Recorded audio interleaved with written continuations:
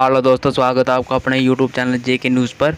तो दोस्तों, अगर चैनल पर नए हो तो चैनल को सब्सक्राइब जरूर करें और बेल आइकन को भी दबा दें। तो दोस्तों, वीडियो को ध्यान से देखना और पूरा देखना। वीडियो में आपको बताऊंगा जो PWD की जो स्ट्राइक चल रही है उसमें जो सचिन टिक्कू जी हैं उन्होंने बहुत बड़ा एक बयान दिया हुआ है, तो मैं आपको सुनाने जा रहा हूँ। तो वीडियो को ध्यान से देखना और पूरा देखना।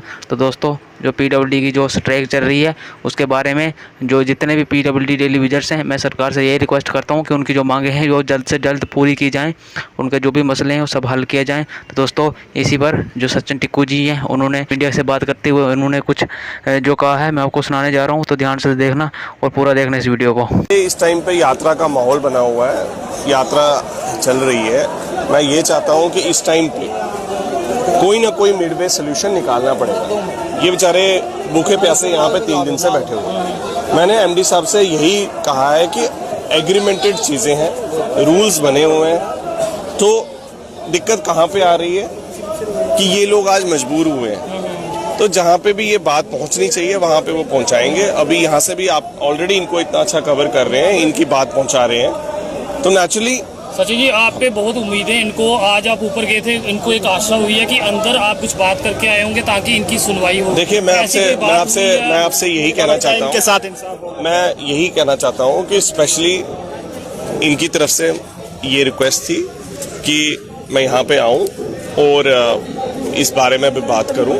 स्पेशली जो प्रेसिडेंट है यहाँ पे अखिल शर्मा जी, वो और उनकी टीम अभी MD साहब से मिली है, ठीक है ना। ऐसी बात नहीं है कि मैं कोई इंडिपेंडेंटली गया था, क्योंकि MD साहब ने मेरे को बुलाया था और यहाँ पे अखिल शर्मा जी को भी हमने उनके साथ उनकी टीम को पूरा उनका, क्योंकि देखिए सबसे बड़ी बात ये PDL और TDL का अपना डिसीजन है। मैं उनके डिसीजन के बीच में नहीं आना चाहता।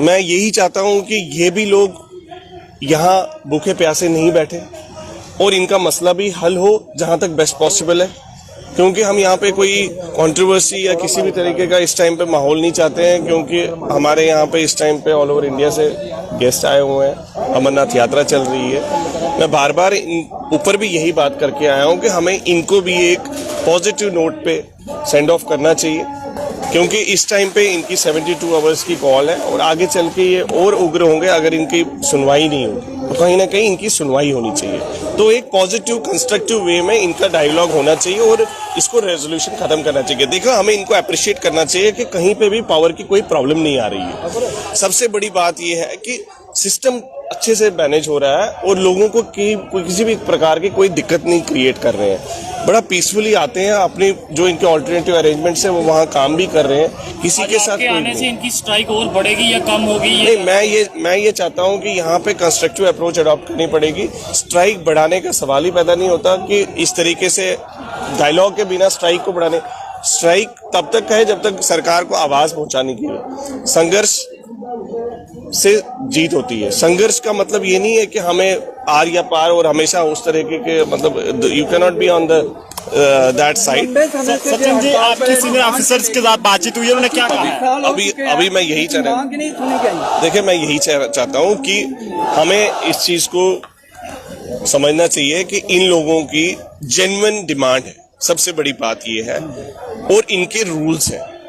रूल्स जो रूल्स देखिए, मैं यही चीज कहना चाहता हूँ कि ऑर्डर में यही कहा गया था कि DPC के तहत होंगे, उसमें वन टाइम का कहीं नहीं कहा गया था। It was always as per the DPC के तहत वो कार्रवाई शुरू होनी चाहिए थी। कहीं ना कहीं सीनियोरिटी के कुछ डिस्प्यूट्स हैं, आपस में भी डिस्प्यूट्स होते हैं ना सीनियोरिटी के, कौन ऊपर है कौन नीचे। एक सीनियोरिटी लिस्ट फाइनल नहीं हो पाई थी।